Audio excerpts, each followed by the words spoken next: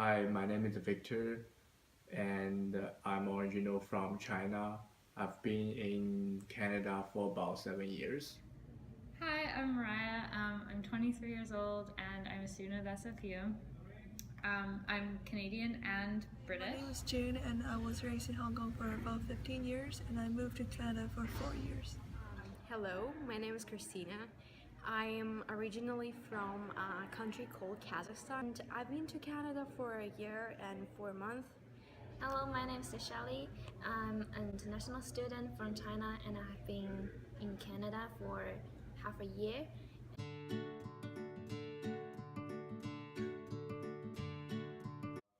For the cultural identity, I think it's about how individuals understand themselves and each other and how they experience their life and live their lives.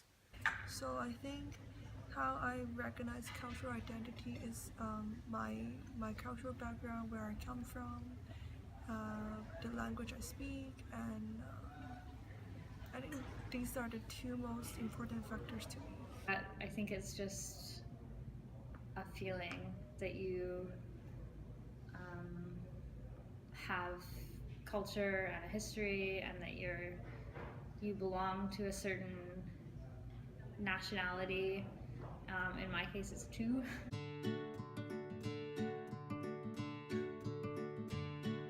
According my life both in China and Canada, I think I still consider myself in the process of adapting both culture. I recognize myself culturally as Canadian and English.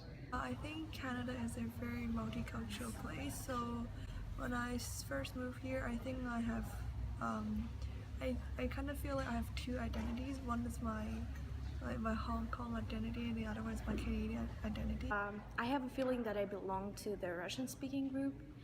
Even here in Canada, I can actually come up and speak with anyone from Ukraine, Russia, Belarus, and a lot of countries that have majority of people speaking Russian.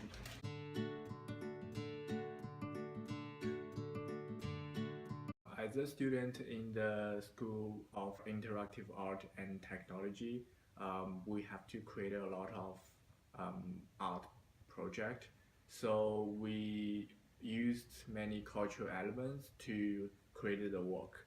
So one of the example that we have for one of the course called sound design, we actually integrate the Chinese music and Chinese painting to make a um, music instrument, and it was very creative because we use many culture stuff to make the project, and the students not only can see what's on the screen about my country's culture, but they also can hear what is the instruments can play the culture. So that was a very successful project in my major. So I think it was really affect my learning of my culture. I think my culture does not affect a lot um, of my learning and participation in the class. So I feel like the system of education in my home country and here is quite the same. So in my classroom back home, we were encouraged to talk, to speak up, to express our opinions. But what I like the most about the Canadian system, they encourage us to speak up and they encourage us to express our opinions no matter what, no matter what we think. And as long as we can debate it, they will listen to us and they will understand. So that's what I like.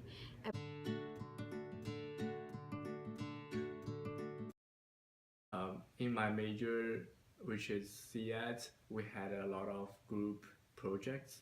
So normally we have to form in a group to talk about the ideas, and we have to have different sketches to have new ideas.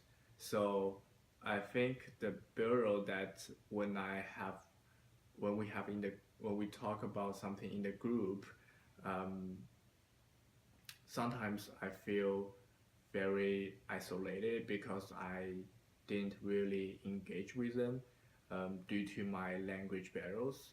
I'm more worried about they will judge me or they cannot understand me, so I will feel nervous to explain my ideas.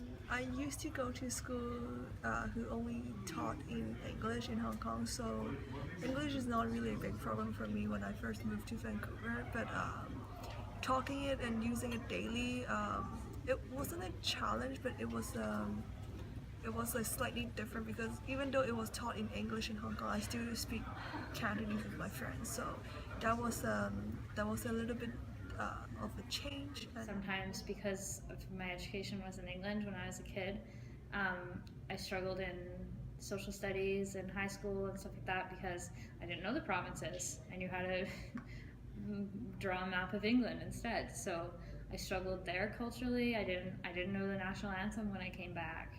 But it was okay. Everybody was super nice to me. They thought it was pretty cool that I had an English accent.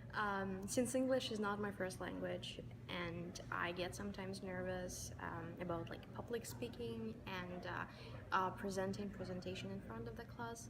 But since I'm in Canada, I feel that I'm safe, and I feel like people will not judge me based on my language or accent or mistakes I will make. And moreover, I think the Canadian multiculturalism created the atmosphere of tolerance to others' languages, cultural identities, and no matter what you have. So nervous in tutorial to raise my hands to answer the questions. Even I'm confident about my answers because I think my English is not very good and I'm afraid of making mistakes in class.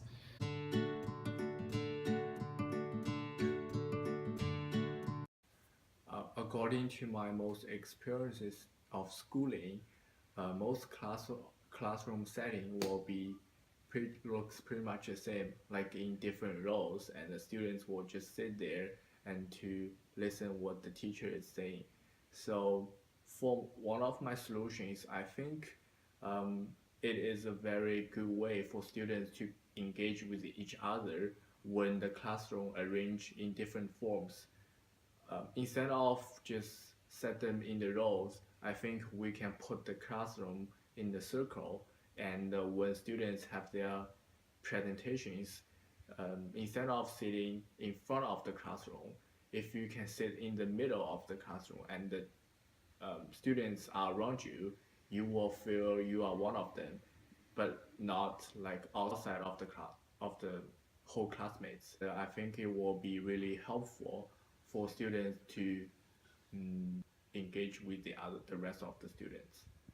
So I think the best way to allow students from different countries to get used to the Canadian culture is, first of all, I think SFU can provide more programs for international students, like have more field trips, get to know each other, and just to support each other when they first move to Canada. And the second thing is I think professor can create more classroom activity where students can share their opinions in a smaller groups, so they feel more comfortable in getting to know each other and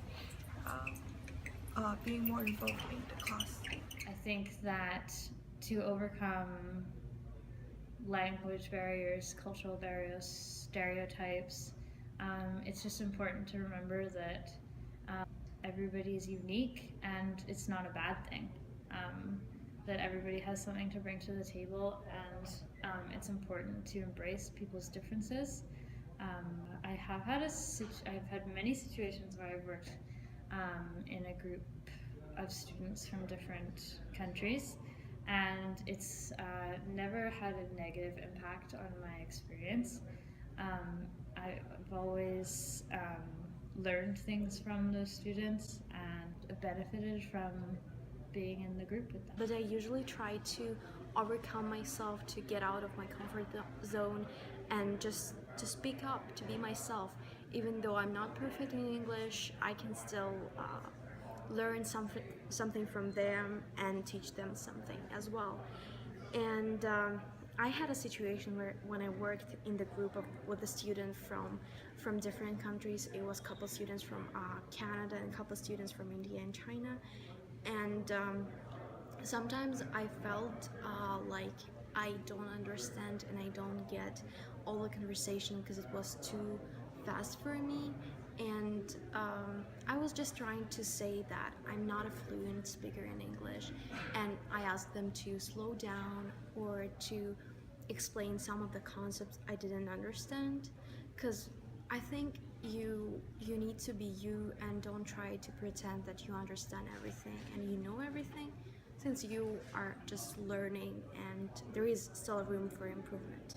You should not be afraid of public speaking or do some presentations in front of others.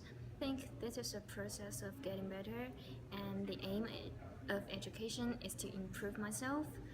And I think most people in the class will not judge you because most of them understand learning a foreign language is difficult, and also Canadian multiculturalism allows people to respect your backgrounds and your difficulty to learn a foreign language.